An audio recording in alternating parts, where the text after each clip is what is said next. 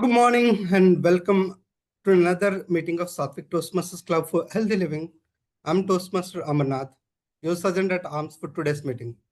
At Sattvic Toastmasters, we thrive to inspire personal and professional growth, all the while we embrace a holistic approach to the living. Let us take a moment to remind ourselves of the mission that guides us.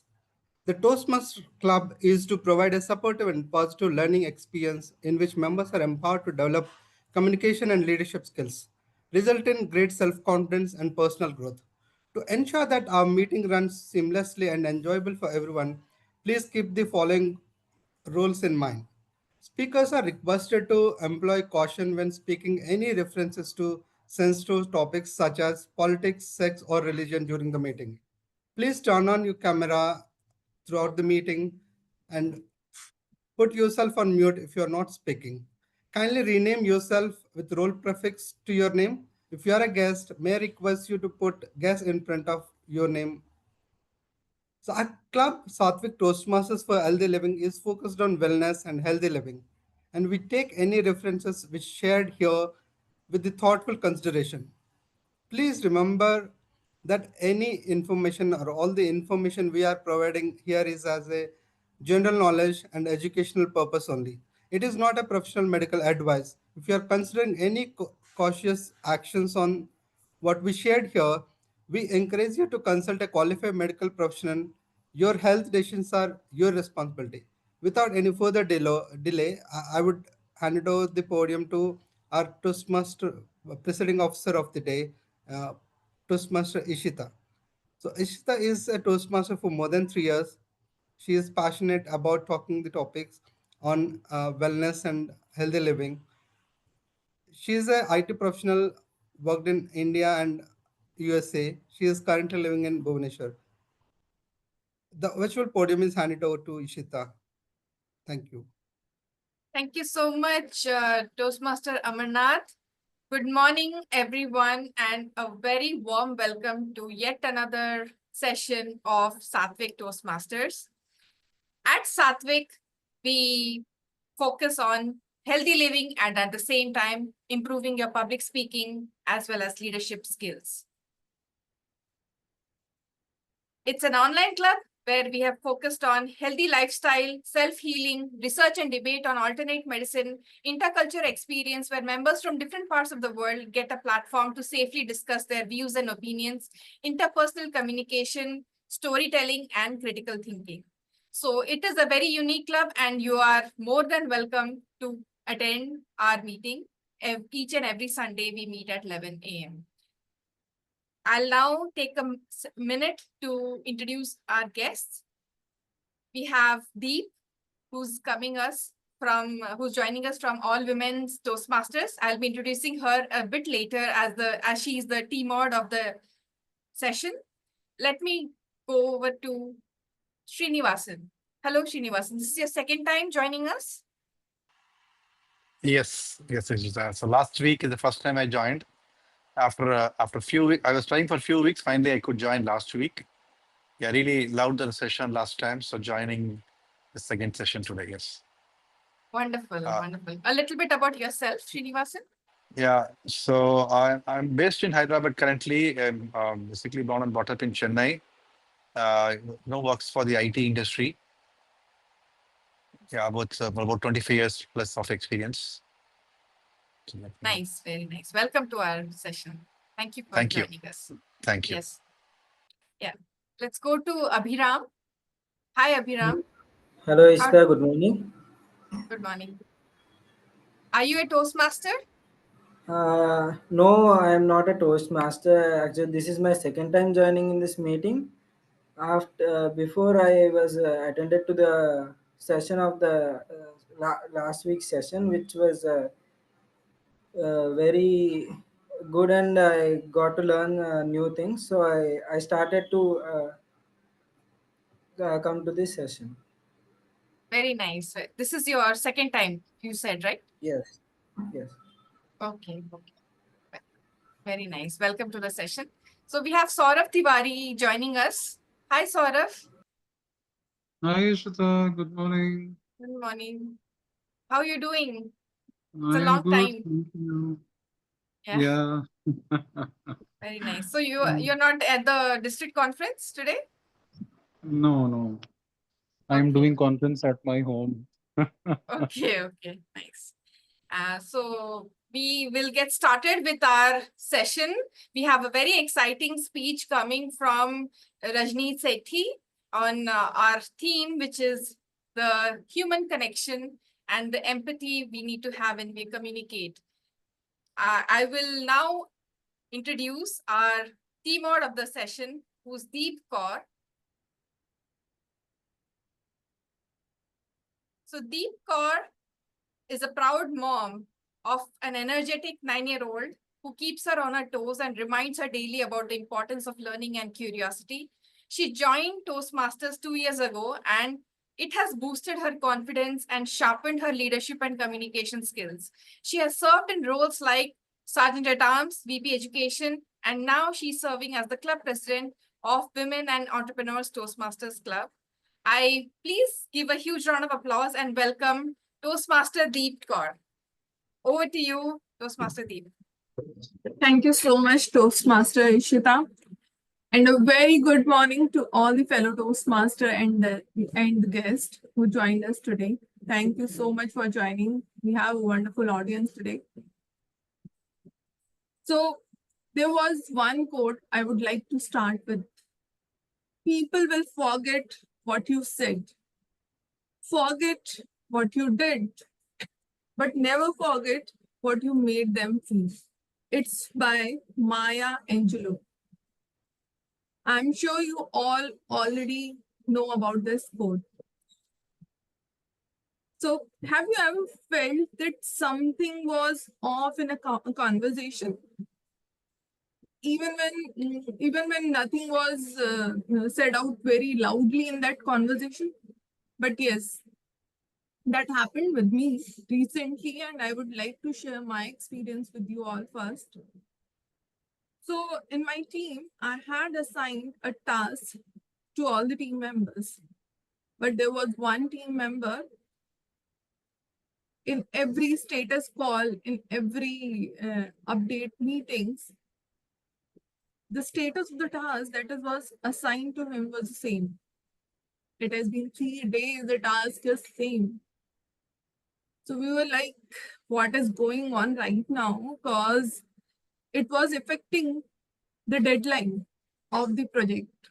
It was affecting the team's commitment, what we have committed for the goal. I really wanted to ask him what happened to you. Why are you not able to do this at this time and all those things? But something paused me. I paused there, and then going further to ask him directly, I asked him to let's have a tea break and had a one-on-one meeting with him. And in that meeting, I didn't discuss about the task. I just asked one question, one simple question. How's everything going at your end as a fellow human being? And I just listened. No pressure, no judgment, nothing. I just listened what he was saying. And he said so much.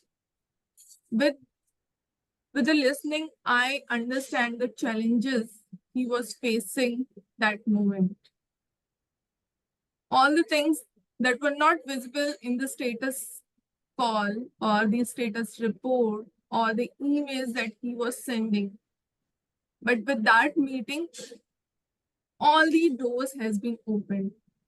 I understand his problems and resolve the problem that we were having collaboratively. There were other team members who joined it, and then we were able to solve that, complete that task on time.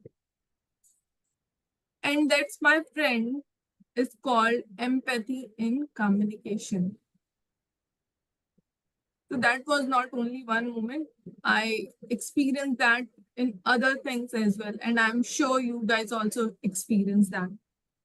And that is the theme for the day today, the human connection, empathy in communication. It's not just about fixing the problem, but it's about being present at that moment. Listen with heart. Okay, going further, I'm not going to take much time on this one. But before that, I would like to ask one question, just one word from any one of you or all of you. When you hear empathy, what is the one word that come to your mind? Understanding. Kind. Kind. Kind. Anyone else? Understanding. Yes, understanding. Amarnath, would you like to say anything? Yeah, extending helping hand whenever people in Yes, need. right. So there's so many things. And we have today's keynote speaker who will shed more light on this, and there's more learning on this topic with her. Okay, let me take the meeting forward. So as you all know, the Toastmaster meeting has been divided into 3 segments. First is the prepared speech segment, second is the table topic segment, and the third most important is the evaluation segment. So in the prepared speech segment, we have prepared speeches that is planned for 5 to 7 minutes. In table topics, we have table topic master who will give table topics to all the members, all guests. And for 2 minutes it's like an impromptu speech. And then the third segment is the evaluation segment where we will evaluate the entire meeting. So as we do not have any prepared speakers today, so there's only keynote speech today and table topic sections.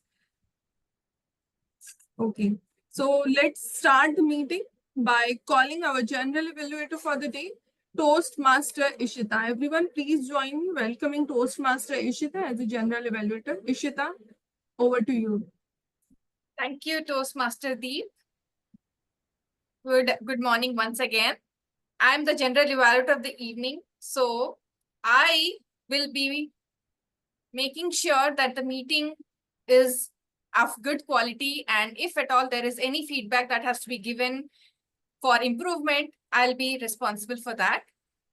As we all know, feedback is the best breakfast of champions, and only when we listen to feedback and incorporate in our lives, we can grow and improve further. So as the general evaluator, I have a team of people who will help me and will give me reports of how the meeting is conducted, and I will give a report at the end based on their reports. So my team is known as the tag team, where we have timer, R counter, and grammarian. So I'll now call upon the timer, Toastmaster Amarnath, to please come on the stage and give a brief about his role. Thanks. Good morning again. So today I'm playing a role of a timer. So as a timer, I'm responsible to time all the speakers who are speaking in this meeting today. And as per the time allotted for today, the keynote speaker is allotted for 25 minutes. And at 25 minutes, I'll raise the green card. You can see me in my background. Let me change my background.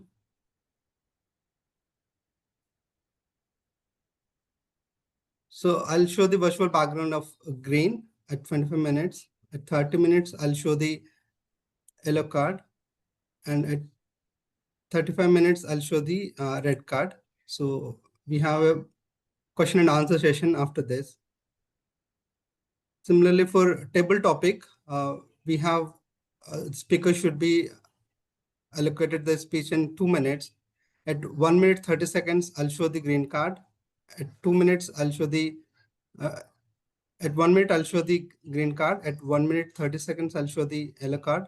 At 2 minutes, I'll show the green card. So for all the speakers, we have 30 minutes of lower and upper buffer time. For evaluation, the evaluator should be conclude their evaluation in 3 minutes. At 2 minutes, I'll show the green card. At 2 minutes, 30 seconds, I'll show the yellow card. At 3 minutes, I'll show the green card. So similarly, for evolution also, we have the 30 minutes buffer, 30 seconds buffer time. Thank you. Thank you, Toastmaster Amarnath. We won't have any speech evaluation because we don't have a prepared speech today. Okay. And I think the keynote speech is 20 to 25 minutes. So instead of 25 to 35 minutes. So please make a note of that. So I'll now call upon our counter of the meeting, who's Srinivasan. He's our guest who has very kindly accepted the role of our counter. Can you please come on the virtual stage, Srinivasan, and explain your role? You just have to repeat whatever I have said. Yeah, thank you. So I've never done this before, so first time. So if I make anything, let me know. I'll improve from that.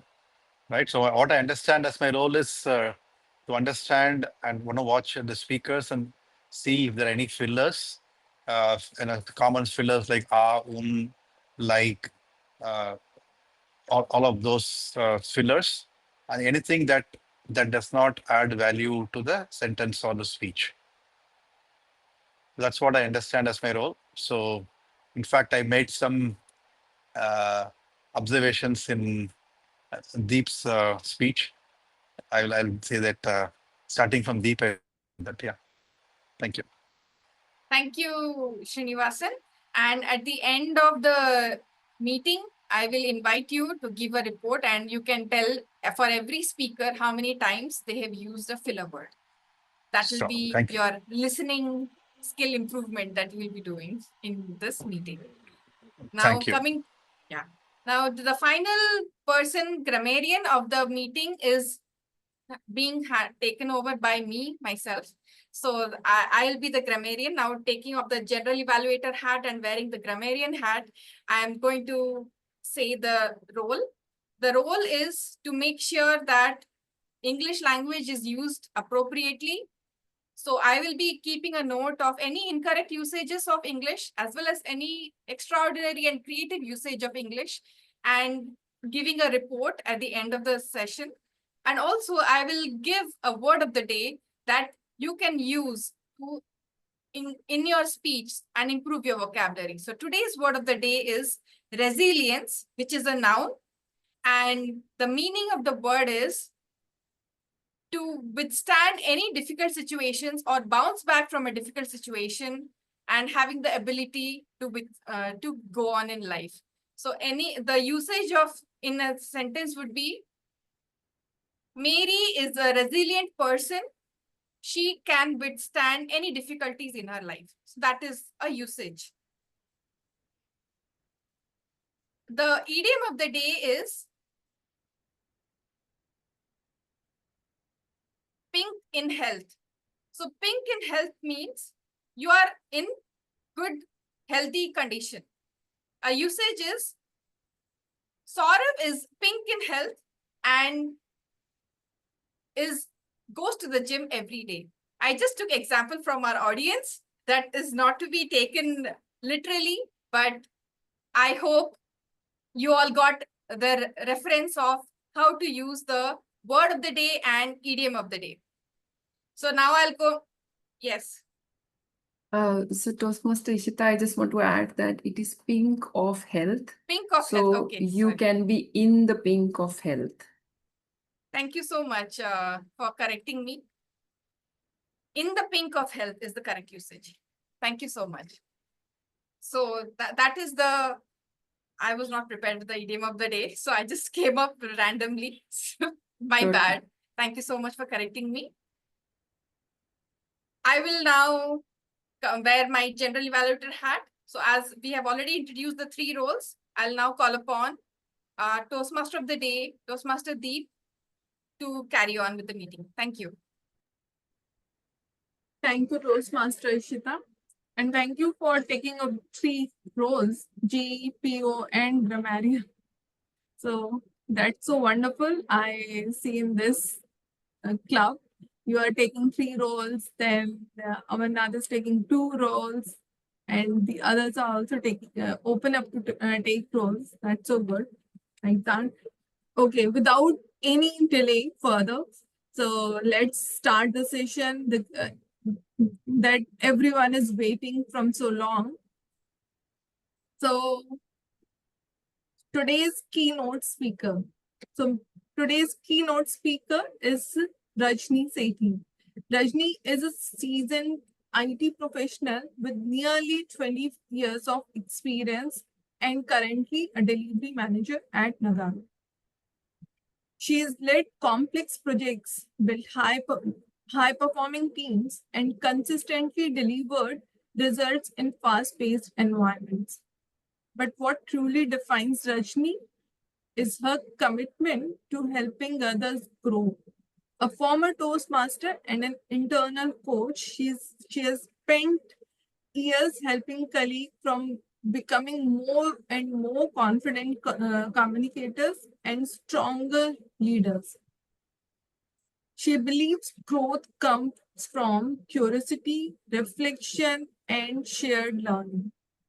Whether she is mentoring a teammate or leading a session, Rajni creates space where people feel heard and capable. Today, she is here to explore one of the most underestimated skills in communication, and that is empathy.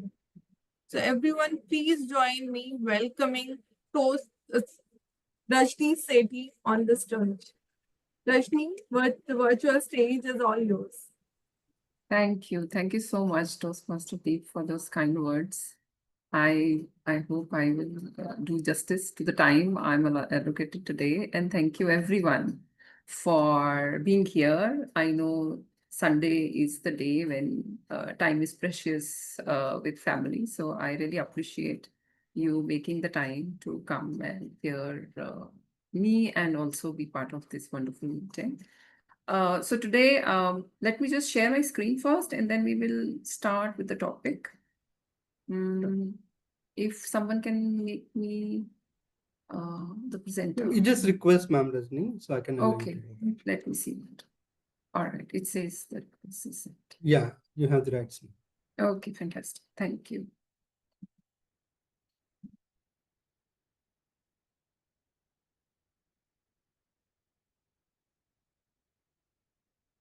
Okay. So today we're going to, of course, discuss about empathy, and as Toastmaster Deep as well as Toastmaster Ishita already touched upon the topic. While we do that, I think the major thing I also want to highlight today, and I understand all of us understand the word empathy because we've heard it so many times, and we have also seen it being differentiated from sympathy. So that's a very commonly, done comparison. But I think today I also want to highlight on the aspect that when we talk about communication skills, it is not only about passing the information from person one to person two efficiently, and of course with good usage of language and wonderful words and your command over your voice and pitch. All those things will help you create an impact on the person, sure, and they would more or less be also able to get your message.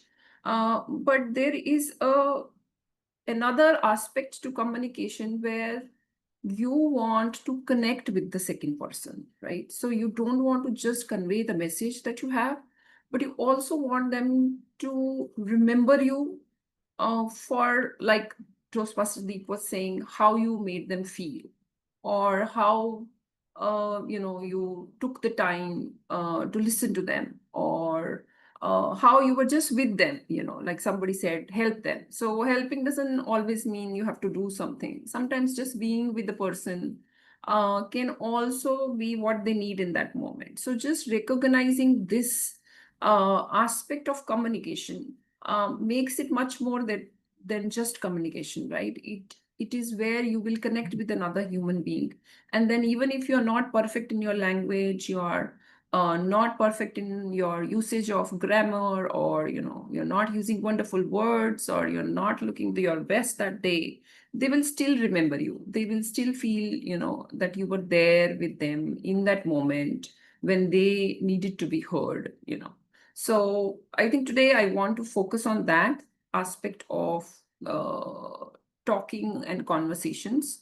And I know that as a club, we anyway focus on communication, so that will come as a part and parcel of it. So of course, we already have talked about it.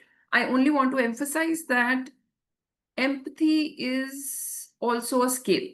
Just like we talk about all other skills, empathy is also a skill, meaning you can work on the body language, some phrases, some ways to address someone, sometimes just nodding your head in a certain way, or just sitting, calmly and quietly with someone when they want to, probably talk or not talk. A lot of times somebody doesn't want to talk and still they would cherish your company. So just sitting in silence in sometimes can also be a way to showcase your empathy. So it is a skill that can be nurtured with understanding of what it takes to be empathetic. So we'll talk a little about those things today. And as Toastmaster Deep was saying, what is missing? And we have already discussed that what is missing is, say, for example, and this is very common, you can just think about the last conversation you had where you were emotional. Or say, when I say emotion, think about disappointment, or you were angry, or you were just not feeling your best that day, or probably you were very happy also. But I'm talking about, struggling emotions where you wanted to deal with it. And in that picture, you probably included a second person where you are sharing your emotion. You're telling someone, I'm not comfortable, or you said this and this to me, and I did not like it. So think of any of such conversations that you last had. And then think of how this second person responded. And I will open the floor for anyone to share their experience also. Anything that recently happened, and it happens, right? It happens with your partner, with your kids, with your parents, even at workplace. This is a very normal thing where you are trying to express a difficult emotion. And then how does this second person respond is what I want to hear. I have a experience I would like to share. Yes, please. A few days back, I was feeling very overwhelmed with a particular situation in my life. And I called up a friend, and as I was sharing, I burst into tears. And the only thing that my friend told me was, it's going to be okay, and listened to the entire conversation. So after the narrating my incident and my feelings, I felt heard, and I didn't need a solution to my problem right away, but just having someone who heard my problem made me feel so much lighter and clearer in my vision. Yeah, that's a great one. I'm glad that you have a friend like that. And this is also a point to discuss here. Most of the times, if somebody says, for example, and I'll give you a very casual, normal example, say, if I say, I have a headache, or, since I couldn't sleep well this morning, so I'm not feeling really well. And then most of people would respond to, oh, do you want a cup of coffee? Or, I have a balm, would you like to use it? Sometimes people just have this as a reaction to, say, not sleeping well, that they, kind of get a headache, which will probably, go on their own. A lot of times when somebody's sharing, they're also saying, I am not at the best of my, abilities today. So probably the next conversation is about, okay, let's go out for dinner, or let's go out for lunch today, right? So now they're also expecting you to keep that in mind, the fact that they shared that they didn't sleep well this morning, so they are not feeling great. So definitely they do not probably want to go out, or they may want to go out. So when you offer, oh, let's go out for lunch, and if they say, no, I don't feel like it. Now, if this other person says, oh, you do this all the time, for example, right? So that's a judgmental statement. And this happens in households all the time. So considering this is a very casual, normal conversation, but being aware of how you are responding to a second person sharing an emotion of difficulty, discomfort, or which is private, and it has been difficult for them to even come up with the sharing that information. So we need to be much more aware, and how to become that is something we will talk about today. Right? So as Ishita was saying, that she felt heard. Why? Because this friend heard her, but did not, try to fill it with suggestions and advice, or tried to solve it. She said that she was there for her, and it was probably, going to be okay. That's also a sentence, actually, which is a statement not a lot of people also respond positively to. However, in this situation, it calmed her and reassured her. So that was a way for this second person make her feel heard, and this is a big deal. Sometimes somebody says, so if you go to somebody's house, and in India this is a culture, right? They would say, would you like some coffee or tea? And if you said no, I am okay, there is a good chance that they will ask again. Or a second person with you says, okay, I'll have coffee, and they are being served coffee, and when that happens, they will ask you again, would you also like some? Oh, it's really good coffee. Oh, I got it from Korg, and it is one of the good ones I have. I insist you try. And this happens a lot. This is also where this first person might feel unheard. There are situations there where people do want to be asked again and again before say yes, because that is also how we have trained people. However, there might be cases where this person might feel unheard the first time because they have already said no to having tea or coffee, but they are being asked to say no again and again. So just by asking again and again, you're being polite, but you're also pushing this person to respond again and again with a no, probably also giving them some kind of guilt, which they probably do not deserve to have, right? Small things in everyday life. So we've already kind of countered and just trying to understand the concept here. So when I say I'm empathetic, I'm saying I feel with you. In this, you are in some ways also in listening to this person, discovering some part of yourself. So if Ishita is sharing her experience with the friend, and she came to a point where she's also crying, I'm sure the other person also had some kind of emotion that related with this. She had to come to a place which is same as or similar to Ishita to understand how she was feeling. So when I say I'm empathetic, you are also invoking or mirroring a level of emotion that the other person is feeling. Vis-a-vis when I say I'm sympathetic, so I say, oh, I feel bad for you. Or we say, sorry for your loss. Because you cannot probably imagine what they are going through. And sometimes this is okay to sympathize than empathize.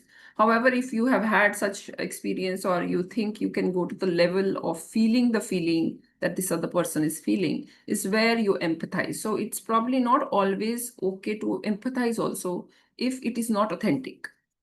So if you are making up an emotion to make the other person feel heard or listened to, sometimes it's okay to just say, I don't know how you are feeling, or I cannot imagine how you're feeling, but I want to be here for you. So just being authentic sometimes is also being empathetic, but you are not able to feel how they're feeling, but you are also telling them that I'm here, and if you need anything, I'm here. If you want just to talk, I'm here. If you do not want to talk, I'm still here. So just your presence in a moment might sometimes also prove to be empathetic. So as I say, trying to understand. So I emphasize on the idea of trying, because not all the time you can understand how the other person's feeling, and that's all right. Vis-a-vis to acknowledge that, I understand that you're going through something. And what is that something is probably you're not able to relate to, and that's all right.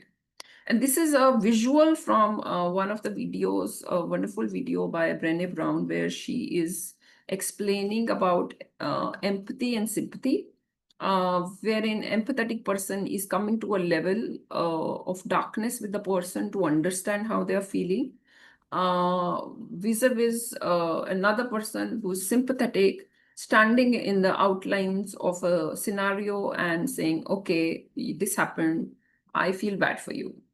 What do you need? Something like that. So this is a video, if we have time, we'll look at it also, but a wonderful way also to look at how we differentiate between the emotions. Any thoughts, comments before we move forward?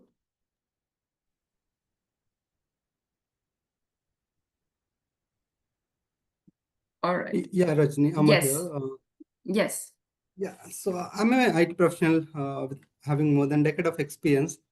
I think I was a little confused with the sympathy and the empathy. Okay, so I always don't sympathize at work at any point of time, basically. So I never show any empathy to my colleagues as well. So now, recent times, I learn, yeah, there is a difference between these two. And now I'm more empathize rather than a sympathizer, right? And what is the difference you see when you empathize? It is good. Like, see, I mean, I feel that I'm a resilient person. I never share my uh, depression moments to anyone. At the same time, I never show sympathy also. Like, so the workplace, we don't need to sympathize. Like when they are more happy, they don't deliver much, right? So at the same time, I never sympathize on whenever they are at low moments as well. So that's what my conception actually. Right, and So, I understand. right. So in the recent past, yeah, I thought to, at least we need to acknowledge that, like someone go on sick, whenever they come back, we just need to ask them at least how they are feeling right now. Totally. And I think this is also where the human part of workplace comes into the picture, right? Because we are all human beings working with each other, and ignoring that aspect of life will have some effect on the workplace. And you will be surprised that, and we will probably cover it in next slides also, that one of the good ideas and benefits of showing empathy at workplace is increase in retention of employees. People do want to work at a place where they feel that their emotions and their well-being and good times, bad times are celebrated and heard. Yes, Toastmaster, please, Ishita. So my question is empathy same as having a high emotion quotient, like EQ, that they talk about? So empathy is a quality, right? It's a skill. Whereas when you say emotional quotient, it's also a state of being. So somebody who has a high emotional quotient is emotionally intelligent. So this person is someone who can just look at a person and understand what they're going through, or hear a story and read between the words to find out what they should say and should not say. For example, if you go to a meeting, and suppose, as Amar said, that it's a work meeting where you are supposed to assign something to someone, and you go to a meeting and you say, hello everyone, how are you? And somebody just in authentic moment shares with you that, I have some fever today, but I thought I will join. Now, in this moment, if you are emotionally intelligent, you would figure out how to respond to this. Even if you have come with an agenda to the meeting that, okay, I have to give, this assignment and it has to be done tomorrow, right? Now, but now you understand there's a new piece of information that this person is actually sick. So you have to deal with it with a lot of empathy, because you have to kind of understand, what if I was sick?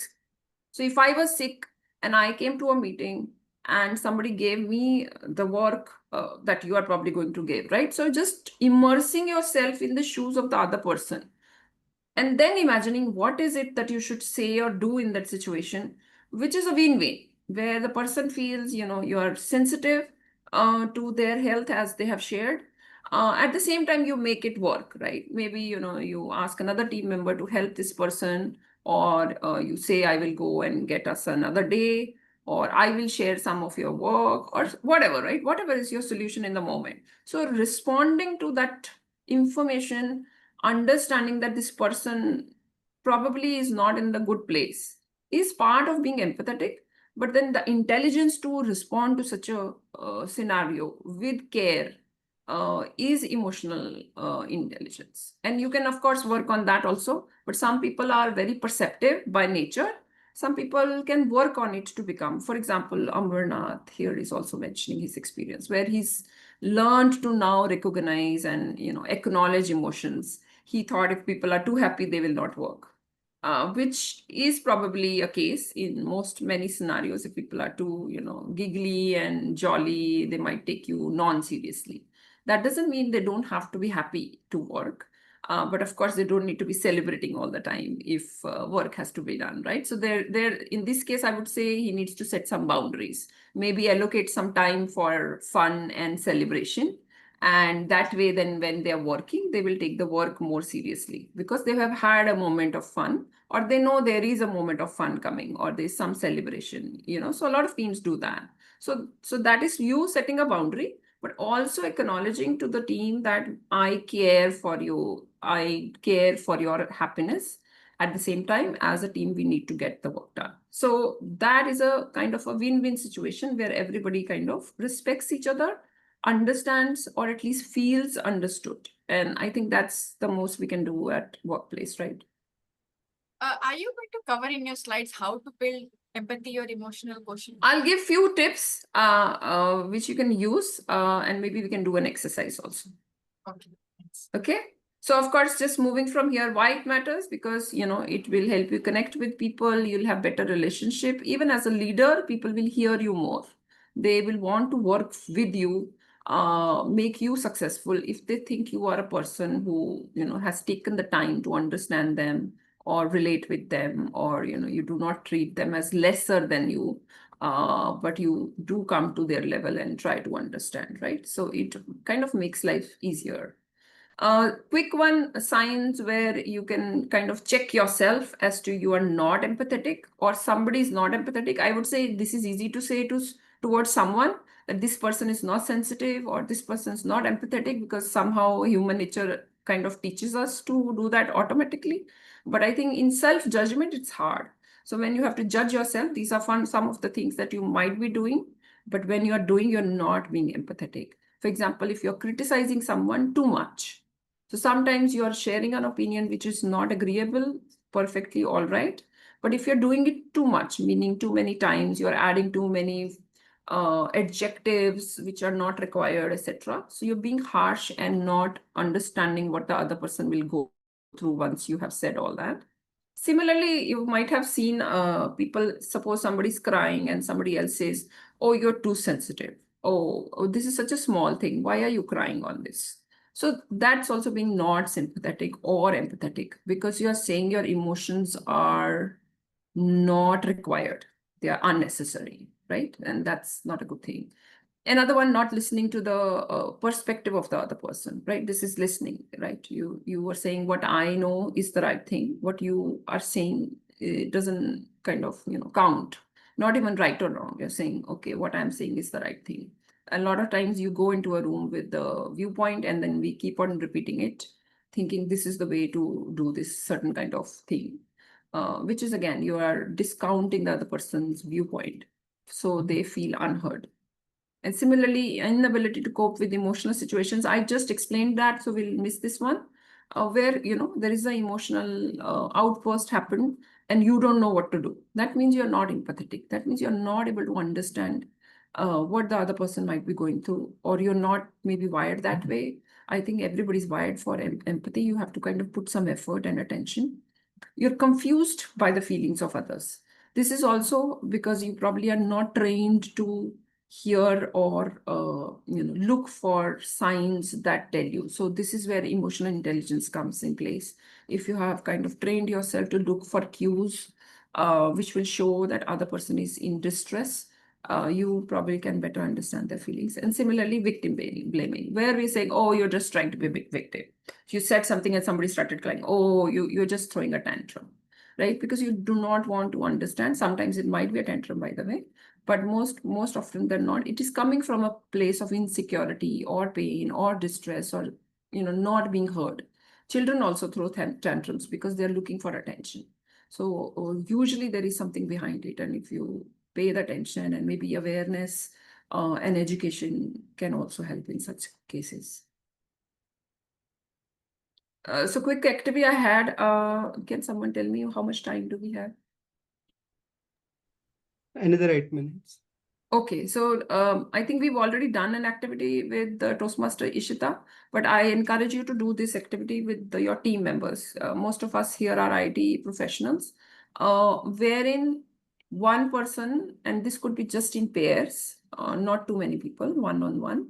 One person can share their, difficult situation or emotion with the second person, and now the second person has to be limited to just rephrasing what they have heard and not add anything to it. That is the exercise. So you can also try it. If somebody comes to you with a difficult emotion or a distress situation, try this with them, wherein you just repeat what you heard. So for example, a child comes to you and says, XYZ took my toy and I hate this person. So way to respond to it is, I understand that in this moment you do not like this person, or you have hatred in your heart for them. So sometimes just rewording it for them, hatred in your heart for them, instead of saying, I hate him. So it will also help them understand their emotions better. And that's also being heard. So the child also understands that you've heard them, and then allow them to say whatever they want to say further. So in this case, you're not offering a solution, but you're rephrasing how they felt. Sometimes just saying, okay, oh, really, is also fine. So this is an exercise you can do in real life, just to experience what listening, active listening, being heard could be. And of course, there is science behind it. There was also a proper report that I wanted to bring, but I kind of probably will share offline, which has proved that human mind behaves differently when it sees its emotions mirrored by another person. So the way I'm feeling, if you are able to feel it, or at least make me feel that you are feeling it, sorry, too many feels, then I will feel comfortable and safe with you. And that's a very simple and yet powerful way to make the other person feel connected to you and heard. So as I said, it's not just a skill, it's a survival skill also, right? Because humans thrive in connection. And if you're not able to connect with other people, a lot of life that you're living will miss a lot of things. So you will probably not have a wholesome experience every time you miss emotions, yours or other people's. So it is an important skill. And barriers, of course, I think I just wanted to bring into the contemporary barriers, but there are a lot of other biases and noises that we, inculcate over the years, which also hamper it. But simple one, when you are not listening carefully, or you are in a hurry to respond, let this person stop saying, and I want to answer like this.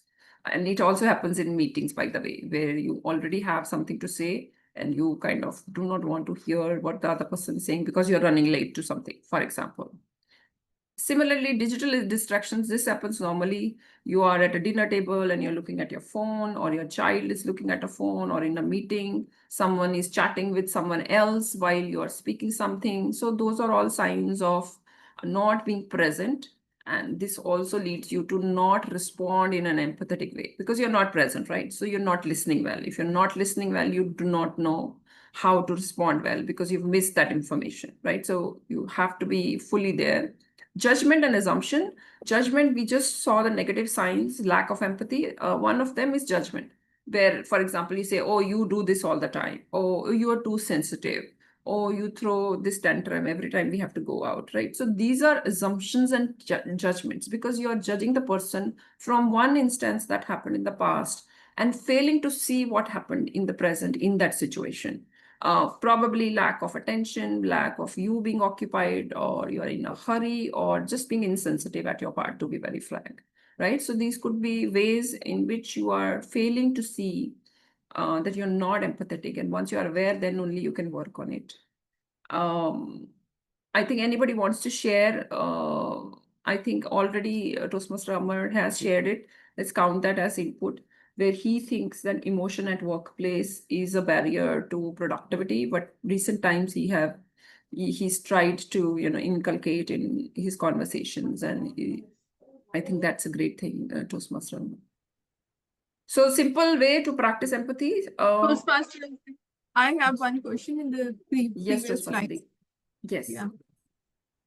So you said for barriers to empathy. So I experience this, like if I don't have time to understand the other person, I need to jump into another meeting or something.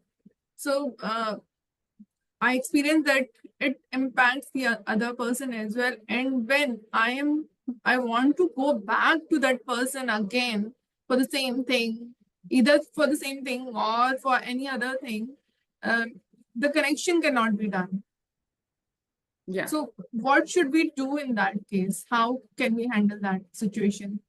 That's a tough call, and I understand at work we are always, dealing with a trade-off between getting the work done and connecting with people. I think in situations like these, you prioritize. In fact, I would say a lot of times the person also understands, and it's okay if you miss that moment. The fact that you went back to the person, or in that moment you said, "I'm so sorry that we'll have to cut this short as I have another, meeting which I cannot miss. How about we continue this because I would really like to hear you." Right? So if you close with that rather than saying, "Oh, I really need to jump off," and then you jump off. Right? So just being sensitive in the way you communicate your intent to hear. A lot of times that is enough, because a person sees that you care, and it's okay that you're not able to do it, because you can't be a therapist to, if you're like 120 team members you are dealing with, you can't be therapist to all of them. Just being present and available sometimes is good enough. Yes, Toastmaster Ishita. Yeah, I have a question about empathy and parenting, where sometimes when something has to be done by the child, for example, studying or preparing for examinations, and what is the line between being empathetic that they don't want to study and being strict about, no, you have to do it? I think there's a whole episode we can do on this one. But I think in short, I would say for children, and this depends on the age of the child, first of all, right? There is a age at which the children start to listen to you. Before that age, they want you to listen to them. So you have to be, cognizant enough to understand which age that is. Is the child ready to listen to me? One. Second is your long-term relationship. This is important. That's why I said that, empathetic connection with another person will also over time improve your relationship with this person. And if this is a child, if you're generally kind to them, generally understanding, you give them leeway into things. Sometimes they want to, watch TV another half an hour, or they want to see a friend. Then you create an atmosphere where you do a give and take, because children understand the language of give and take. So if you tell the child that, I'll give you another half an hour, how about we spend time reading a story afterwards? Or how about, we spend time, whatever learning activity you have. A lot of times children also have difficulty in one or the other things. So here the emotional intelligence will come. For example, some children find it hard to read complete sentences at a certain age. So they're not reading completely. So if you say, "Why don't you read this chapter? I will ask you the questions at the end of the exercise and you tell me, answers. And you have already done this in class, so you should know it." Now, what if the child did not get it the first time? What if they're not able to read, so they are running away from the assignment? So a very simple way to do this is, how about I read the chapter to you? Would that work for you? So sometimes just helping them in that difficulty rather than pushing them in a direction they are not comfortable. They might be more open to the idea that you read the chapter and they listen to it. A lot of children are good at listening than reading. And then you ask the question and they might relate better. So you have to work it out with the child on what is it that they are feeling or going through. And that is where empathy comes, right? So trying to push them into a direction especially education. Education is all about the child wanting to learn, not you telling them to learn, right? So the less you do that, more you show by example. Okay, I'm reading a book. Why don't you also complete your work on the side? So you sit with them and read, and they, kind of follow the impression. So it's a tricky place, but I think telling the child that you want to understand or understand what they are going through sometimes is a very good place to start. I have another question. Empathy for yourself. I know that is a topic we don't talk about much, and I feel We if you should. don't, if you are not empathetic towards yourself, it's very hard to show empathy for others. Yes. So, do you have any tips on that? Like for someone who has self-criticized themselves for the whole life, and as a result is mirroring that with the world, what would you say to that person? So see, of course, this is a whole psychoanalysis field we are getting into. But I think when we say empathy is kindness, right? Somebody said empathy is kindness. The same kindness you have to show to yourself. And why is that? Because you are just another human being. When we take ourselves too seriously is when we are criticizing. When we think we are, we are this special person, or we should have done this, or we have high expectations for ourselves. All these are signs that you're taking yourself too seriously. I think on a personal front, if you are judging yourself too much, criticizing yourself too much, you are expecting a lot of things out of yourself. This is also a moment for retrospect, because you need to sit with yourself and also understand that this person you are talking to or judging or criticizing is not all of you. You as a human being is much more than performance, is much more than doing things. So the awareness that you as a life need to thrive and enjoy and live, I think it's a whole mindset shift, rather than calling it empathy. It is also recognizing yourself as a person who needs to kind of live the life to the fullest, not just do one chore or one activity or one career or whatever, right? Or one role. As a mother, for example, you're judging yourself too much, because that's not all of you.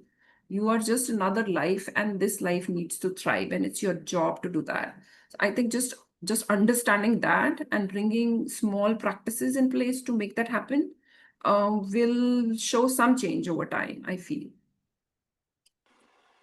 I Thank just you. want to I just want to add something. I think Yes, please. self-criticism is not a problem, because that's Yes. how we have to reflect and improve ourselves. But let's not self-sabotage ourselves, Yes. right? So it is not beating ourselves. So, Too much. that is one. Second thing is without taking actions. Let's say you want to get promoted in Yes. a company, in anything, right? Then if you reflect and understand, take feedback, and without improvising and keep looking at yourself and saying, I'm not promoted, that's not going to help you, right? So that is, you have to look at it as a feedback for action. Yes. Without action, And it doesn't help. yes, and there is a science behind it, by the way. If you're interested, you can also read that there are people who find comfort in guilt. So over time, they become comfortable with guilt. So they do not want the change. And it is self-sabotage, right? Because you're living a life which is less than what you can be. So you can read more about it. It's a whole psychoanalysis study on it, which is strange, and yet this is how human mind works. And just understanding how this is impacting you and then working through this might be a way to it. But yeah, that's a good one. That action is something that will help after you have retrospected. If you want a goal, then you work towards it. That's definitely, I think, a well-established thing for achievements. Okay, so I'll probably cut this short. I have a yellow card already. But I think practice, this is a simple one. Whenever you come across a situation, even if you don't know how to handle it, it is good to not jump to a reaction. You take a pause, you take a few seconds, and this also happens in your table topics, by the way, right? Somebody gives you a topic and you have to speak on it. It is also, in a way, listening to yourself, right, in that moment, because you have to create something on that topic. So you pause and you listen to what your own sound is saying, or if you have a story on that topic. And that is when you validate or reflect or, you know, come out with whatever you want to say on that topic. And it's the same with another person. If somebody is sharing something with you which is difficult, you pause, you listen to what they are trying to say and reflect if you feel it, if you understand it, if you have questions for this person. And then you decide, you know, in the moment, how do you want to respond or not respond at all. So simple, and yet a way in which you are present, trying to understand. I emphasize on trying because not everybody can understand everybody, and that awareness is also important in the process. And validation is where you rephrase, where you say, I hear you. I am here with you in this, right? And this we've talked about that why is it important? Because in teams, you will have better relationship with your team members. They'll be happier working with you, and you will see less conflicts within the team. When you say something, they will listen to you. When they say something, you will be there for them. The respect and the relationship you grow will kind of lead to better things. And in life, of course, it leads to deeper relationships. Key takeaways. One, this creates connections, and connection is everything in life. Without relationships, we are nothing. So you have to kind of be a listener to your friends, spouses, and this is a habit you can cultivate. So listening is important, and you can learn it. It is a language which can be strengthened if you think you're already empathetic, and you can learn it if you think you don't know how to be. And again, as we said, there is not always a fix to everything, but sometimes just feeling, was just being present, just having the right words to say to someone who's not feeling nice in that moment is very powerful. This is something I'll share offline in the interest of time, but these are a couple of ways in which you can start a sentence when you're responding to someone in a difficult situation. For example, oh, that must be hard. Or I hear you, I imagine that felt like this and that, where you're rephrasing the feel. And when you're reflecting the listening, this is where you're asking yourself, am I judgmental? Am I present completely here? Or am I trying to fix the situation, where you kind of stop doing that? So these are ways for you to reflect upon your own behavior in the moment. And of course, this is something Toastmaster Deep already said, that, you know, people remember how you make them feel, and that is at the crux of all relationship. Do leave you with the thought that, you know, what was the last time you chose empathy and it changed a conversation, and probably reflect on what is it that stops you from being empathetic, and see if you can work on it. I think that was my time, and thank you for listening. I do have a short video, but maybe if we do not have question and answers, then I will play it for you. Thank you again.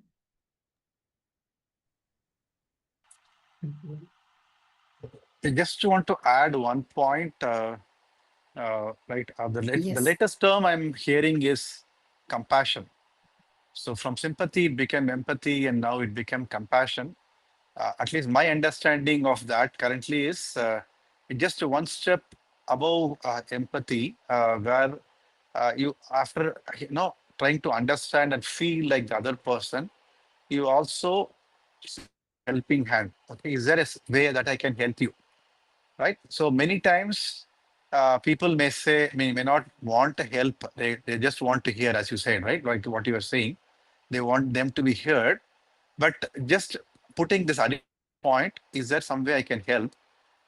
Most of the time, they may not immediately say something, but when they go back and continuously seeing that problem, they may say, Yes. do you have 10 minutes to hear me? Yes. Right? This will come to them, right? Meaning Srini told me that he's ready to help me. Can I ask him? Because you always hesitate to go and ask someone some help, right? That's a general Yes. human tendency. Yes. Right. So that is the additional step that people can add now with compassion. I just wanted agree. to add that. Yeah. And that also takes exercise, because being compassionate needs you have to deeply feel and also spare time and attention for this other person, which takes patience also, because the first time they might not actually open up. and it will take some insistence and being available for this person. For example, Toastmaster D said she called this person in a separate meeting, and she didn't say, why are you not doing your work?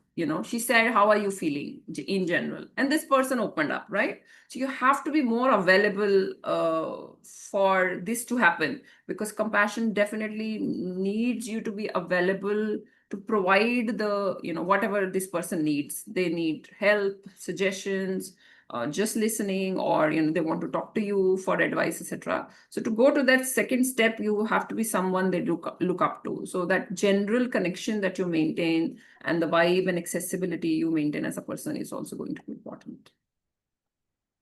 Yeah, true. I think it's becoming more and more important in the AI world now, right? So this is going to really help all of People us. are lonely, and yeah, a small conversation can go a long way. That's true. Thank you. Thank you.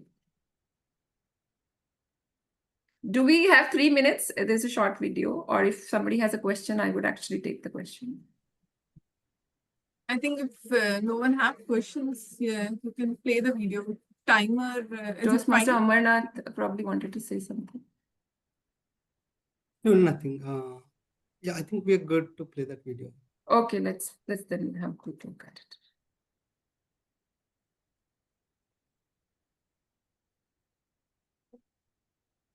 And you can also look at it in your own time. I'll also share the link.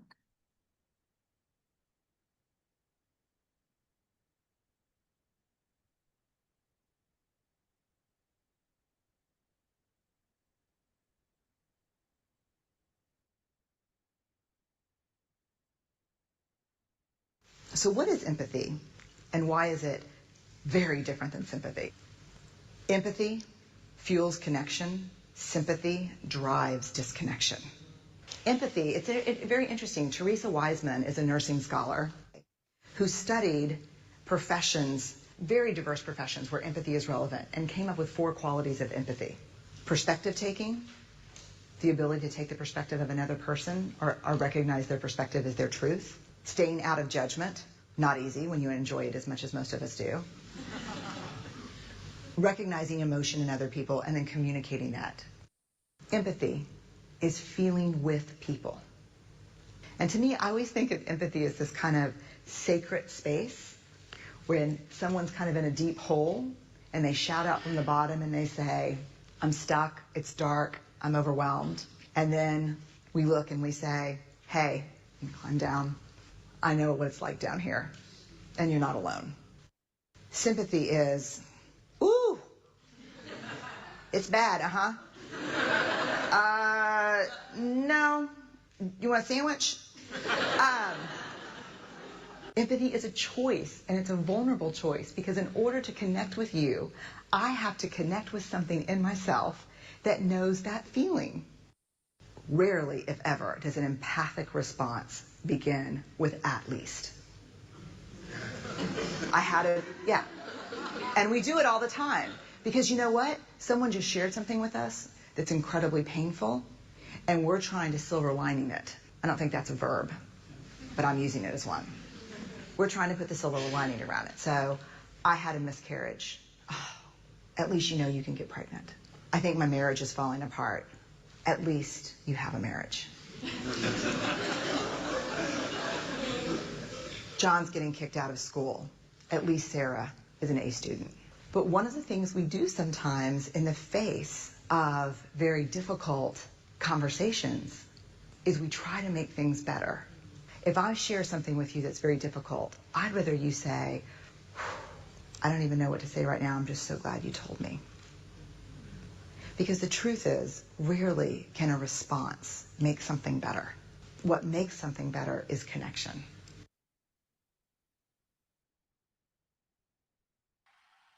Lovely video. Yeah. That's such a nice video. Please share it on the guest group. Yes, I will. Sure. It's because it's kind of also explains in nutshell what we can and cannot do, and it's very beautifully told. So we would like to present you with a certificate, Rajni. Thank you so much. And I'd like to request Amarnath to please spotlight a certificate and you. Right away. Oh, it's Yeah. embarrassing. Thank you. But I think the fact that everybody listened and participated, I feel much more heard myself. So thank you so much for that. We are very glad that you found us and you reached out to us, and it's an honor to have you here. Same. Yes, and- Thank you. Amarnath, take a picture of it. I'm sorry. Give not me a able sec. to- Yeah, I'm taking. Yeah, done. Thank you. Thank you so much, Rashni. Thank you over to again. you. Yeah, over to you, Toastmaster Deep.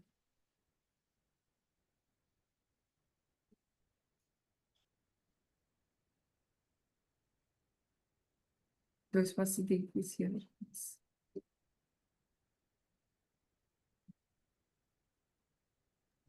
I'm sorry. Yeah. Am I audible now? Yes. Thank you, Rashni, for the wonderful session. Thank you. There were so many key takeaways for me. One is obviously empathy is a skill, not a soft skill, but social survival skill. And yes, now I will try to differentiate between empathy and sympathy. Whenever I get the chance, I will definitely try and what is empathy and what is sympathy, whether I am empathize that moment or sympathize. That is one of the key takeaway for me, and there is a much difference between them. Thank you so much for that. And with that, I would like to ask each of you, maybe you can share one key takeaway from this session that you have learned. I'd be happy to have that.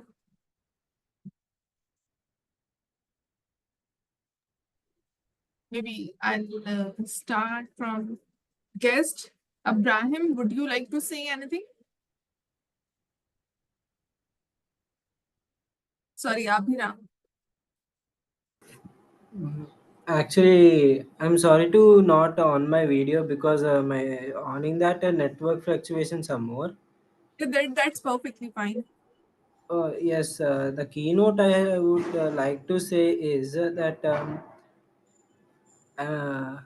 differentiating between empathy and sympathy, I don't know from till this time until I have attended this session.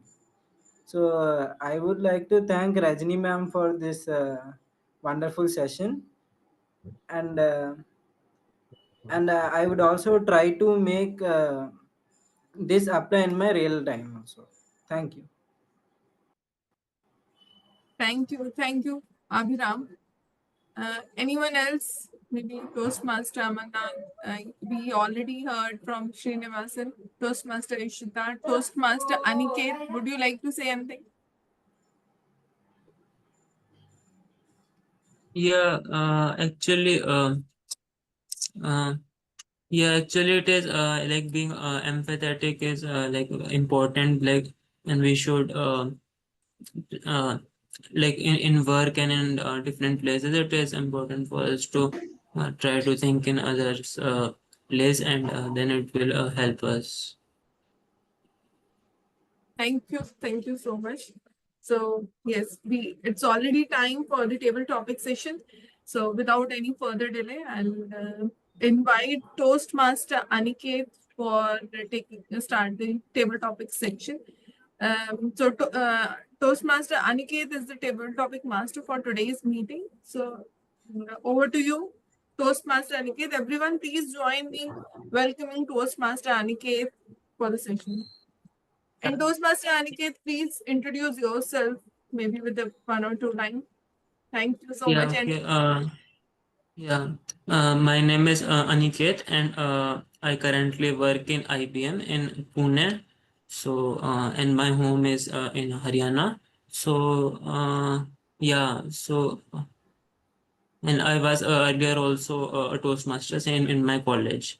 So now, okay, so now starting the table topic session. So this session is basically a impromptu speaking section. So in this all the speakers will get a chance to speak impromptu. Like the benefit of this session is that people get the opportunity to think at that time because they do not know the topic in advance. So and also if some speaker does not get any opportunity to speak, that also they can get through this session. So so the time limit will be basically 1 to 2 minutes, and basically the speakers can, like, for example, the 1 to 2 minutes speakers can like think for 10 seconds and all, and then speak for around 1 minute to 1.5 minutes. So so first, I think there are only 6 people, so everybody can get a chance. So so firstly, for the benefit of the guest, any experienced Toastmaster, I would like to ask if anyone wants. Yeah, okay, Toastmaster Ishita. Okay, so Toastmaster, yeah, so your topic is how can schools or communities teach empathy effectively? How can schools or communities teach empathy effectively, Toastmaster? Thank you, Toastmaster Aniket, for the topic. How can schools and communities teach empathy effectively? I feel the knowledge of empathy is imparted right from when we are very small children, and it starts from home and then followed in the school and community. It's very important that we show empathy to children, and that's how children learn the most, by imitating rather than by hearing what we say to them. For example, if a child has not completed their homework in the school, in my days, we used to get caned in our hand for not complete our homework. Nowadays, corporal punishment is not being encouraged in schools, but showing and asking the child why they could not complete their homework and telling them that what is the importance of homework and how they can be done. So that is just one example. Instead of going for a punishment, they should be asked to understand the importance of the work. That is one way of showing empathy. Also, showing movies like the one we saw right now to children, using cartoon characters where the animals are showing empathy for each other. That is also a brilliant way of teaching empathy because they relate to them, and when the children are small, then they learn how to empathize. And the final thing I would like to say is not putting so much pressure on children. Then I feel all of us are naturally wired and born with having empathy and kindness for others. But when we face the competitive world and we want to prioritize ourselves over others, and we become selfish in the process, I feel if the pressure is not given on career and marks and all those things, then automatically our children will become empathetic and our society will become more kind towards each other. Thank you. Over to you, Toastmaster Aniket.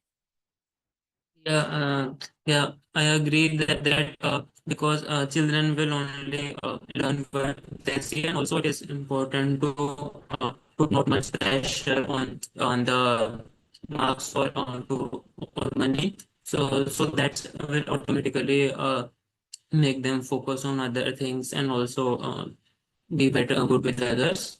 So next, I would like to invite any other.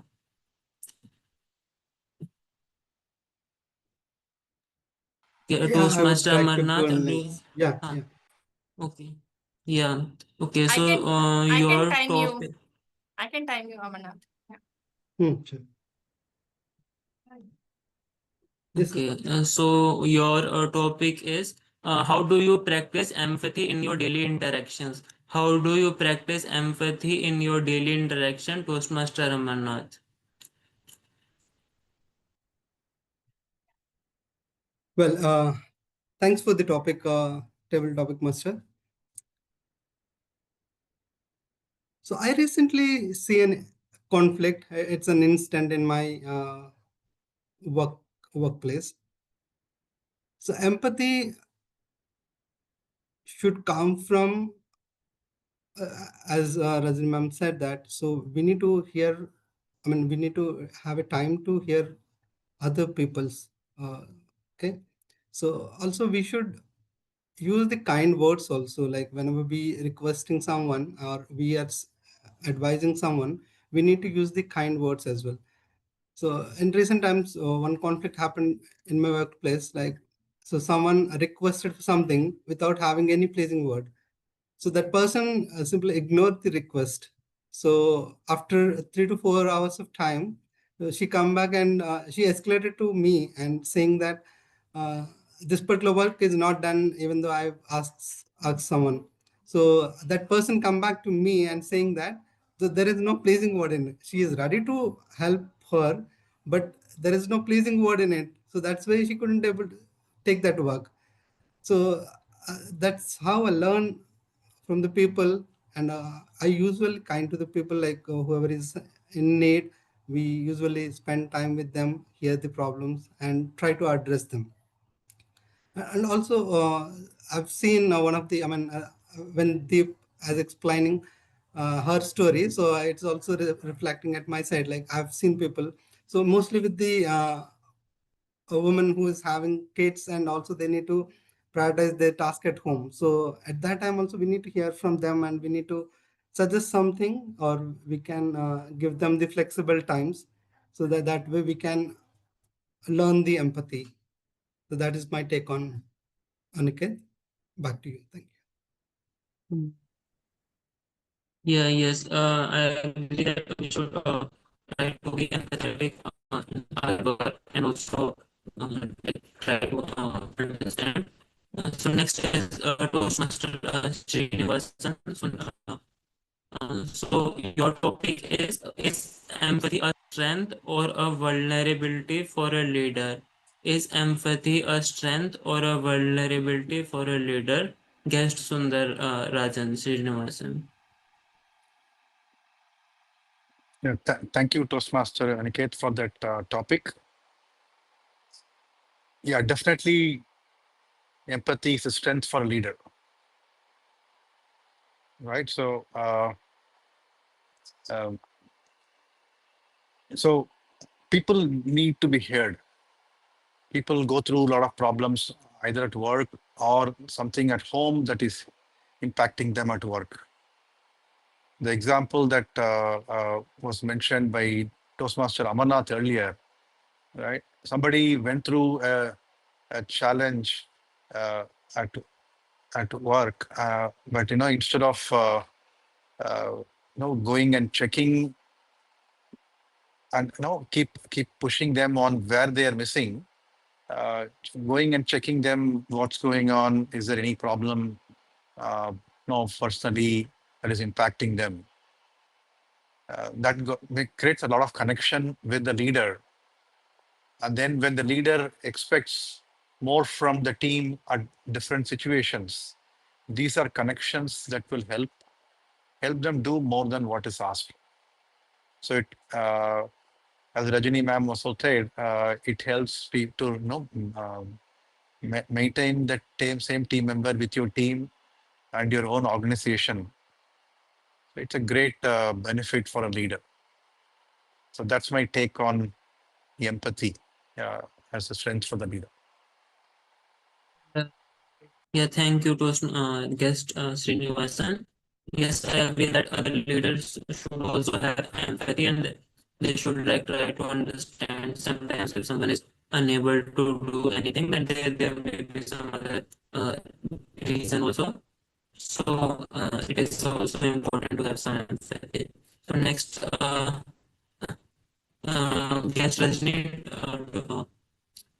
do you want to? Sure. Thank you. Yeah, okay. Your topic is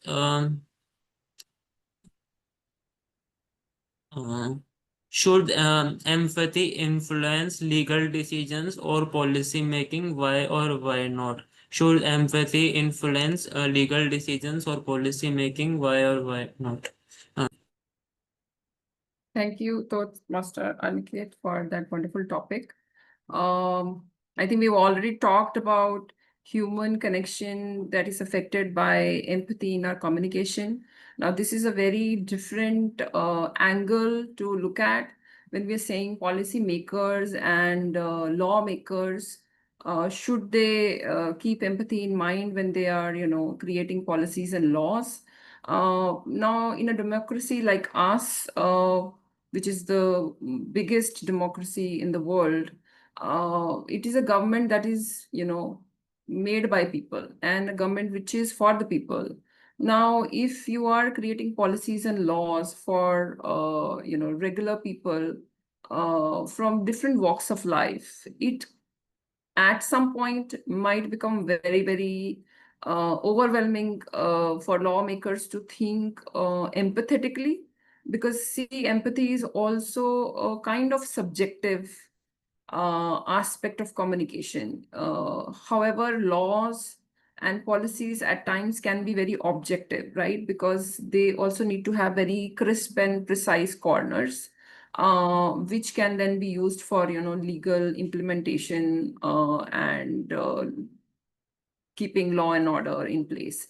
So, as well as how much I endorse empathy, I feel for lawmakers and policymakers, while they need to keep people at the center of what they are creating, at the same time, precision and clarity and also some level of objectivity is required as far as laws and policies are concerned, because they cannot address emotions of a certain or all of the population, which is kind of impossible. But at the general level, it should be for the people, and there has to be some level of, connection to be built, because they are the receiver of such laws and policies. Thank you. Yeah, thank you, Toastmaster guest Rajni. Yes, I agree that like different people will have different needs. So it is important also to prioritize what is like the right thing, not make legal decisions on the basis of just emotions. So next guest Abhiram, do you want? Yes. I would like. Yeah. Okay. So your topic is what is more effective, leading with empathy or leading with authority? What is more effective, leading with empathy or leading with authority? Yes, Abhiram. Can you repeat? I can't able to hear you. Sorry. The topic is what is more effective, leading with empathy or leading with authority? Okay, I will also keep in chat.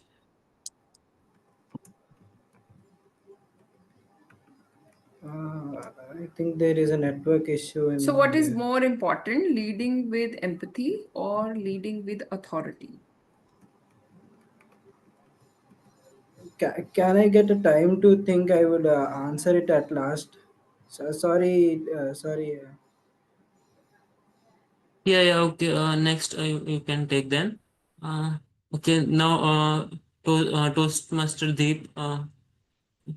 Next, Yes, can you take next? yes, Yeah. yes. Okay, so the topic for you would be, what is the biggest challenge in empathizing with someone from a very different background? What is the biggest challenge in empathizing with someone from a very different background, Toastmaster Deep? Okay. Thank you, Toastmaster Aniket, for the topic. What is the biggest challenge to empathize with someone who has a different background? What I understand with the whole session that we had today and the research that I have done, what is empathy?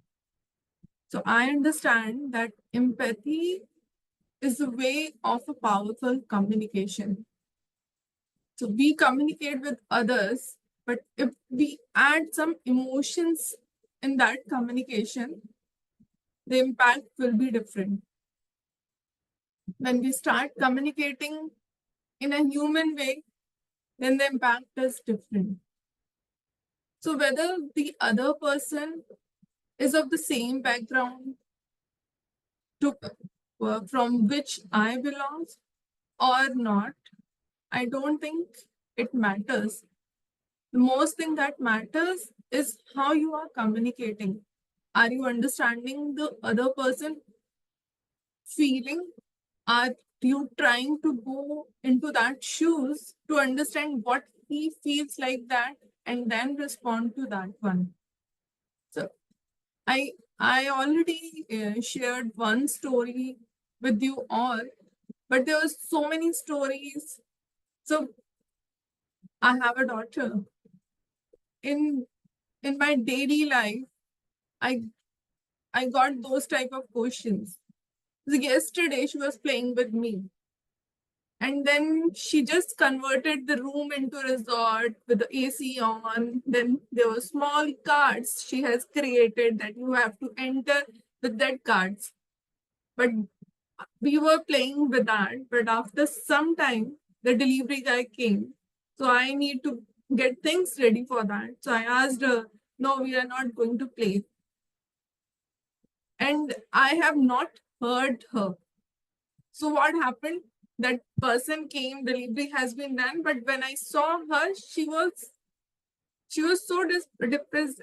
Then I said, let's play the resort one. And she said, I don't want to play the resort one now because you don't care about that. Then I sit with her and then I said, I went that time, but I understand that how you felt that time. Let's do that again, not today, but maybe next day or some other day. Then she felt good.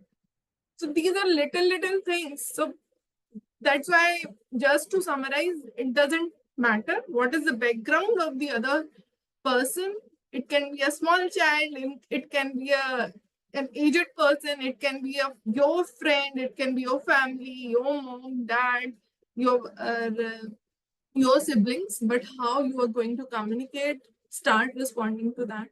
So that's all from my end. Yes, over to you, Toastmaster Aniket. Thank you so much.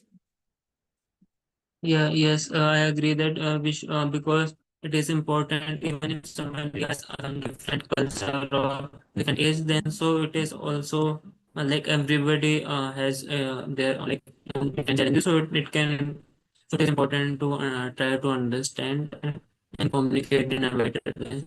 So next guest Abhiram, yeah, yeah, guest Abhiram, yeah, what is Yeah, more yeah, effective, yeah, yeah. leading with empathy or authority? Yeah. Actually, leading with empathy builds trust, whereas leading with authority drives results. The most effective that the leaders knew when to listen and where to lead their family. So I would suggest that empathy is a better choice. Thank you. Yeah, okay. Uh, yeah, so I think everyone has got the opportunity, and also we are a little bit ahead of time. So I would like to like hand over the stage back to the Toastmaster of the day, Toastmaster Deep. Thank you, Toastmaster Aniket. That was a wonderful topics and also on in the theme. And everyone participated very beautifully. Thank you so much. Now it's the time for the evaluation session. And for the evaluation session, I would like to welcome our general evaluator, Toastmaster Ishita. Toastmaster Ishita, the stage is all yours. Thank you so much, Toastmaster Deep. It was a wonderful session with a very inspiring speech by our guest, Rajni, and the very interesting table topics section by Toastmaster Aniket. I will now invite our tag team to present their report one by one. I'll start with the R counter. Our guest, Srinivasan, can you please present your R counter report? Yeah, sure. I've tried doing my best. So let me start from the introduction that TM, Deep actually talked about from. I think she said okay once and used and 2 to 3 times. Okay. Then Rajini, hope you will take the feedback as well. So uh, during your thing, the original thing, the first the your oral speech, uh, I heard few times, like 2 to 3 times, and also so you used 2 to 3 times. But in your tabletop topic, I heard you hearing many times. In fact, at least 7 to 8 times, and so once. Okay, so like this also gives some understanding of between a prepared speech and a table topic, right? So you are in short, you are thinking with a short time and trying to speak, right? So that way your fillers are probably more in a that's my learning out of it. So then for TM Aniket, Aniket, I think you use so many times actually in your entire introduction and your thing. That was one which I observed. Then Ishita, on your table topic, I didn't hear any filler issues, so it was perfect. Amarnath, I heard okay once and then so twice. Myself, I did use right 3 times and so once. Then Rajni, I told you already. So then Abhiram, I think he took some time to think about it and came and did a short point. I didn't hear any fillers there. TM Deep, again, towards the end, I heard us so once. So that's my observation of the entire thing. Yeah. Thank you, yes, Srinivasan. It was wonderful for you to take up this role and do a great justice by listening very carefully and presenting the report. Very well done. You have very keen observation you. and listening skills, I must say. I'll now move on to our Thank you. timer. Thank you. Yeah, I'll just share one personal story. Right, meaning I was actually starting to improve on my communication skills. I do know I'm a speaker in certain conferences and other things, but still I'm not aware of how I do it. How maybe my content is there, I may not be doing it right. Uh, then I was actually doing a course on communication, and that's where when I heard about fillers, you need to do a pause whenever you have to do a filler. When I went and listened back to some of my recordings earlier, I had almost 10 fillers in a single minute. In the course, what they actually told me was, meaning what they were recommending was, it is okay to do 1 or 2 fillers in 3 minutes time. So I'm continuing to practice every day. I'm seeing improvement, but still a lot more to go. Just Thank wanted you to for share it. sharing that story, Thank you. Srinivasan. And I'll tell you that we are never aware of the fillers we are using. It's very, very hard. I was surprised that you were able to catch your own fillers when you gave your own report. We are not aware, and that is the reason why there is an accounter who pays attention to it and tells you that, yes, you have so many fillers. You need to pay attention because it is distracting your audience. And one very funny, one funny incident is that in my previous club, they used to have a a, a sound that they used to make every time a filler was told. So that would a very annoying sound was made every time a filler is made. There's like trains your mind that not to say that every time. So we don't do that here, but it is very effective. And also they used to charge money for every time you use a filler word. Like I was in the US, it was 5 cents per filler. So when you pay money, and then you'll be training your mind that no, I don't want to pay money. So that's it. Yeah, so just want to add to that point, because in the same course, what I heard was when you are speaking, they're saying you also have one of your part of you listening to yourself. So that's what made me listen to myself and talk about no my own fillers. And one more point, while fillers are usually looked at as such a bad thing, we all know this person called Simon Sinek. So Simon is a great speaker. Uh, according to him, he says we are all humans. It's okay to have fillers, right? But it should not be too many, right? So you don't have to be perfectly right and say zero fillers. That's not the aim. Make it less as much as possible. That's still okay.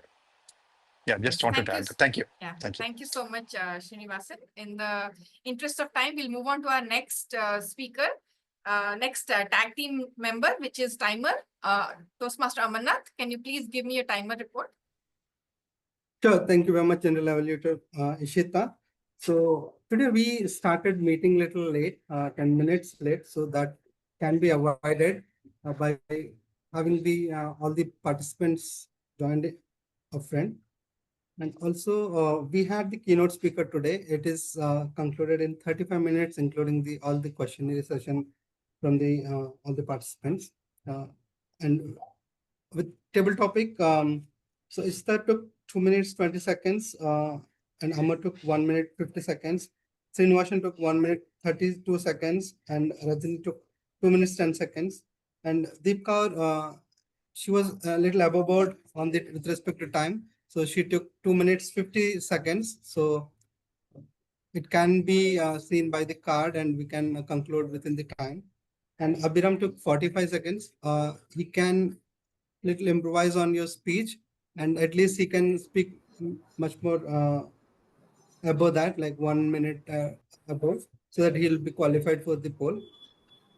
That's it pretty much from my side. Thank you very much. Back to you. Thank you, Toastmaster Amarnath.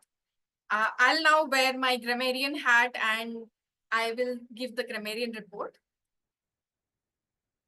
I noticed that only Amarnath used the word of the day once, and rest nobody used the word of the day or the idiom of the day, including myself. I'm really disappointed as a grammarian that we could not use the word of the day.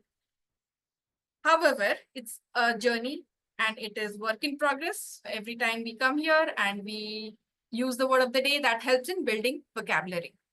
Coming to correct and incorrect usages of language, we had a very beautiful keynote speech with fabulous usage of English. It is a great example for all of us to learn how to use English. Rajni is very fluent in her English language, so we all have learned a lot from that.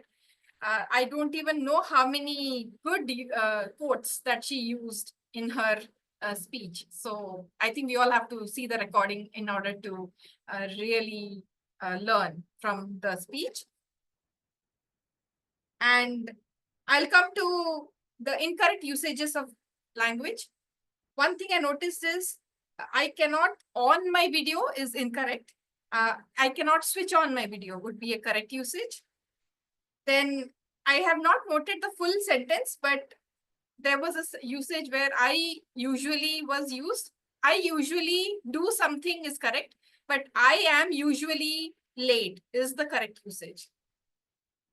And finally, one usage was instead of we are ahead of time, we are ahead of time was not the correct usage at that moment. It was we are out of time was the correct usage. So that sums up my grammarian report. I will now move over to my general evaluator role, and give my general evaluator report. So our meeting started 10 minutes late. Unfortunately, we were hoping a little more audience to join us, but it happens sometimes. But despite that, we had a brilliant meeting, which was very interactive with great content and fun table topics. So overall, the meeting was well conducted. I'll now go role by role for every role. Toastmaster Deep, you conducted the session, including the theme, very well. Your interaction with the audience was to the point, and the theme blended well with the keynote session. Thank you so much for making the session very lively. Then I'll move on to our table topics. Toastmaster Aniket, I think you're taking this table topics master role for the first time in our club. It was very well conducted with very interesting topics. I'll just say a few things that can help you improve. One is that your network connectivity was not very good and your voice was continuously breaking. So I would recommend that you come in a good network zone before you take up a lead role like this. It's very important that the audience can hear your sentences very clearly. The second thing is the format of calling the topic is the name of the person, topic, name of the person. That is how in Toastmasters we call it. For example, Toastmaster Deep. How can schools and community show empathy? How can schools and community show empathy? Toastmaster Deep. That is how the format is to be followed. And the way you are positioned in front of a camera, there is a window behind you. And so the light is not letting us see your face. So it will be great if you can position your camera so that we can see your face clearly. These are the few pointers for you. And coming to the table topics, I would recommend, for example, Abhiram took some time and he came back with the speech. I would encourage you to stand on the virtual stage. Right now, we are not standing up on the real stage. Take 5 seconds and what is the first thing that comes to your mind? You speak on that and speak till the timer reaches green card. I know it is really scary. We don't have thoughts. We don't have content that comes up, but only with practice, you will be able to say and feel confident that you can say your topic. So that was for table topics. All the other roles, I've already told about Srinivasan. You have done your role very well. The only feedback I would give you is when we present our report and then we hand over the stage to the general evaluator, we don't again speak because that is the format we follow in Toastmasters. Once you present the report, then the flow moves to the other person. That is the only thing. And with this, I conclude my general evaluation report and move over to our TMOD, TM. Thank you, Toastmaster Ishita, for the wonderful feedback that you have given all of us. With that, we are reaching the time. It's only 5 minutes left.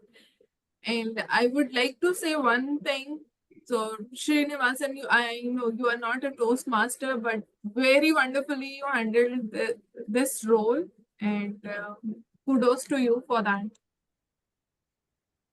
And again, thank you so much, Toastmaster Ishita, Toastmaster Amarnath, for having me, for giving me this opportunity to conduct a role here. I already had 2-3 meetings earlier for Sattvic Toastmaster, and you guys are wonderful. Thank you for the very good audience, everyone today. I had one line for this, that thank you for being such a warm, reflected, and human audience today. Thank you so much for that. It reflect in that way. So I was writing that. Thank you so much, Rashni, for the wonderful session. It was really, really wonderful, very interactive, and everyone enjoyed. And I'm sure everyone have some key takeaway from this session, and they will apply on their daily life. Thank you so much. And with that, I am handing over to the president of the meeting, Toastmaster Ishita. So the stage is all yours. Thank you so much again for giving me this opportunity. Thank you. Thank you, Toastmaster Deep. It was wonderful to have you here. You and Rajni, you have carried the whole meeting.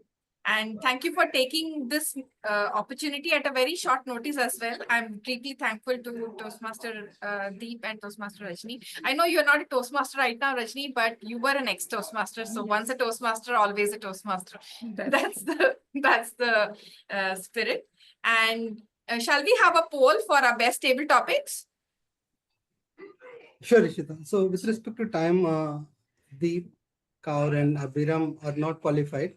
So for the rest Okay. of the people, I'm running the poll. Yeah, Sure. poll sure. is on your screen. So, great. I request all of you to please vote, and whoever you think has done well, that will be awesome.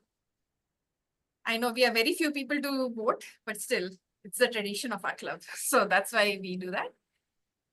We're running the poll right now. I think we can end the poll, and the winner is our guest, Rajni. Congratulations. You are the winner, as well as our keynote speaker, and the runner-up are Ishita and Amarnath. So it was by one vote. So that's wonderful. And then now we have a poll for our best auxiliary role. Amarnath, Srinivasan, and Ishita. Please vote. We're running the poll.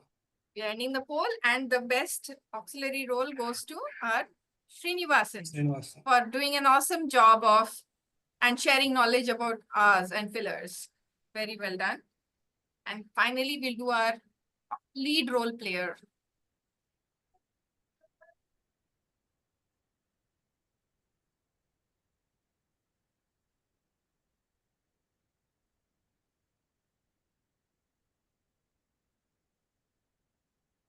Yep, we are in And the winner is unanimously Toastmaster Deep.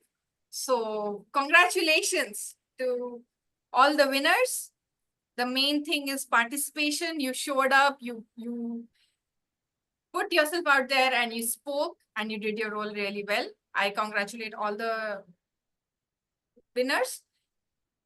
I'll now ask our guest, Abhiram, how the feeling was. Sorry, how the feedback was. Yeah, it is acceptable that my mistakes were I know I can't able to speak actually, and I am sorry for taking time during my table topic. From next on, I would not repeat my mistakes. Thank you. Yeah, it's okay. We have all been there. You know, we speak because we have been speaking for a long time. Only when you start your journey, then only you will get to that place where you don't feel scared of speaking. So please do keep coming and don't feel shy. This is a very supportive environment where nobody will judge you for your mistakes. We all want you to be better. That's why we are here for you. So I'll move on to our next guest, Srinivasan. Yeah, great session again, second session. So very interactive team. A smaller team also helps more interactivity. I think everybody participated so well. Fantastic session from Rajni, and all of them, all of us. The table topic, everybody took it well, and thanks for the opportunity for the playing the role. That's what I have to say. Yeah, thank you. Thank you for being a sport, Srinivasan, and for taking the role. You are wonderful. And I'll now move on to our guest, Rajni, who was our keynote speaker. How was your experience of the audience and our club? And I know it's not the full strength. We usually have a little more people than this, but still, it was your first time in our club. How was your experience? No, I had a great time. I actually enjoy listening to complete meetings at Toastmasters always because I love the table topic section also, where some strange, weird things come up when people are just saying ad hoc stuff, and I really like to observe that. And the fact that everybody spoke today also gave me a chance to kind of, vibe with all of you at some level. I kind of see you and I know you a little more because you participated in a larger meeting. Less people participate, only few speak, others are on mute. So I think it's a win-win, and I definitely had a good time. And I hope that I will hear from you all at another podium, another morning, another Sunday probably. And I really thank you, Ishita, for being so welcoming and for having me here. This was a good time. 35 minutes in a meeting is a lot of time, and I appreciate all of you being patient and listening and participating. I know that takes a lot of continuous attention from the listeners' part. So I really appreciate that.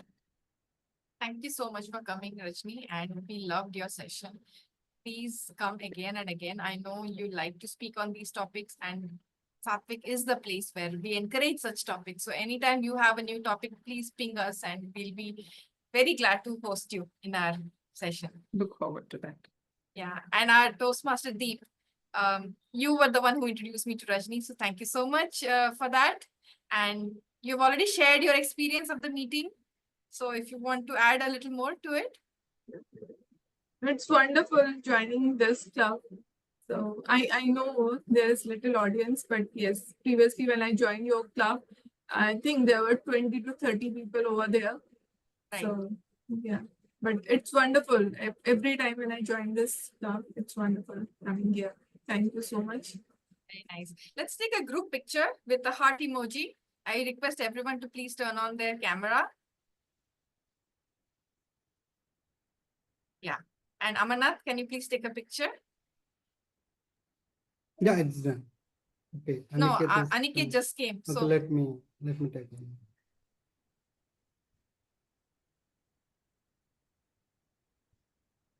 Yeah, it's done. thank you so much. And with that, I'll now hand over the stage to our Sergeant at Arms to end the meeting. All right. So thank you very much for participating today. So with this, we'll officially meeting adjourn. Thank you very much. We'll stop the recording. And if Thank you. if people have time, we can hang out for a little bit and talk. This is the time when we